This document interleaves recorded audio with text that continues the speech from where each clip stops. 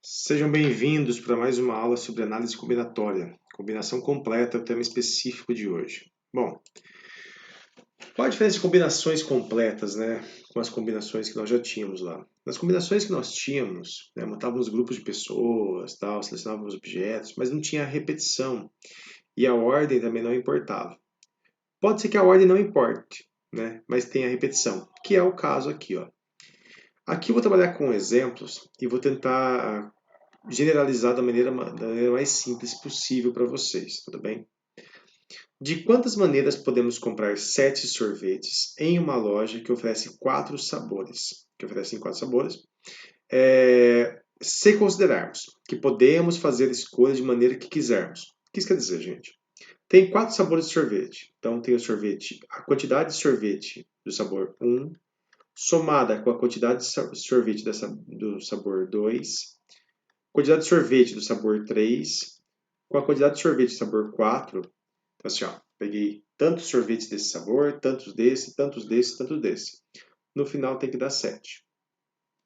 A ordem que eu vou selecionar não faz diferença, né? Então não forma sorvetes diferentes para mim, mudando a ordem. Então é uma combinação.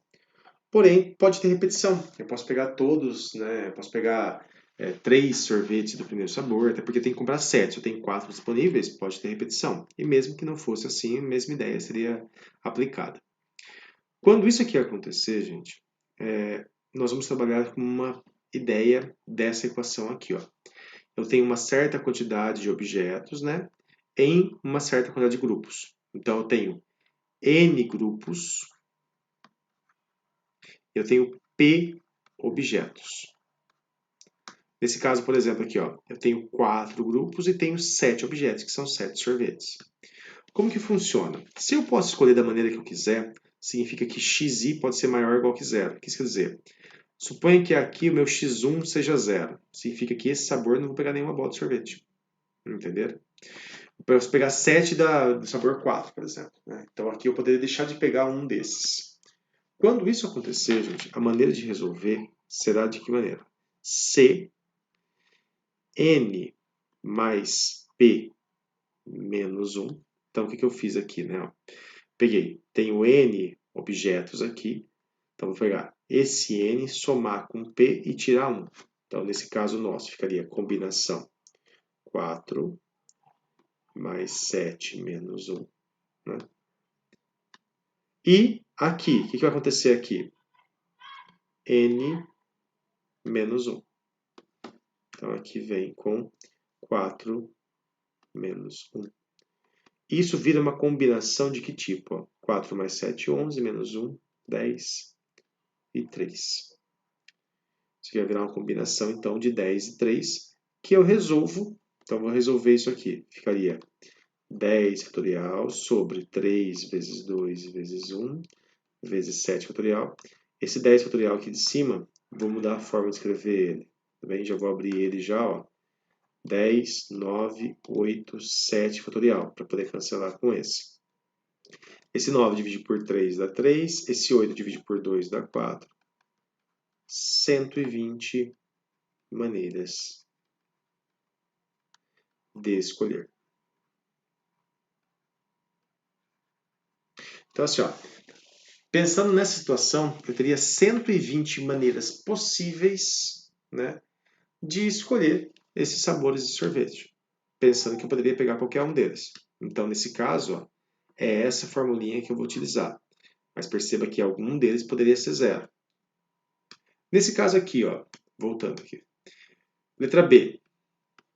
Devemos comprar ao menos um sorvete de cada sabor. A ideia seria a mesma, ó, x1 mais x2 mais x3 mais x4 igual a 7. Porém, nós caímos nesse caso aqui, ó. Cada um deles tem que ser maior que zero. Né? E quando acontece isso aqui, o que nós vamos fazer? Né? Uma combinação de P menos 1, N menos 1. Nesse caso nosso, 7 menos 1. Deixa eu aumentar aqui. Ó. 7 menos 1, 4 menos 1. Isso vai virar uma combinação de 6 e 3. Que se eu resolver vai ficar 6, 5, 4, 3 fatorial, para poder cancelar com 3 fatorial, 3, 2, 1. Isso cancela com esse. Esse aqui dá 6, cancela com esse. 20 maneiras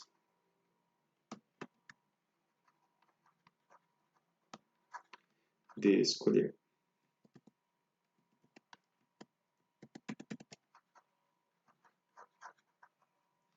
Então, é essa situação que nós temos. Ah, mas por que aqui eu tenho menos maneiras de escolher? Porque aqui, ó, eu tenho a obrigação de pegar um de cada, né? Então, tenho 7 bolas. Se eu tenho a obrigação de pegar uma de cada, eu só tenho que distribuir as outras 3, né? 4 delas já vai ser será uma de cada. Falta 3 para distribuir. Aqui não. Eu posso ficar só com a primeira, a segunda, a primeira e terceira, a primeira e quarta, segunda e terceira, segunda e quarta, terceira e quarta. Só a primeira, só a segunda, só a terceira, né? Então tem muito mais opções aqui. A grande sacada desse tipo de questão é você converter aquele problema para uma equação e depois aplicar as fórmulas aqui. Por exemplo, aqui, né? Ó, quantas são as soluções inteiras não negativas disso aqui? Ó? Não negativas, gente, quer dizer o quê? Pode ser zero. Pensa aqui como se fosse um x1, um x2, um x3, um x4, a mesma ideia. Se aplica da mesma maneira, né? Essas aqui são algumas questões que é bom para vocês treinarem as ideias de como resolver, né? Então, o que eu quero que vocês pensem bem aqui, ó. Transformar o problema em uma equação desse tipo é a primeira etapa. Depois, resolver as equações. Aqui nós temos uma situação, né? Inicialmente eu pensei aqui, para vocês brincarem um pouquinho, com 3 equações aqui para vocês resolverem e 2 situações problemas aqui para vocês interpretarem e aplicarem essa técnica de resolução. Tá bem? Agora é com vocês. Um ótimo estudo e até mais.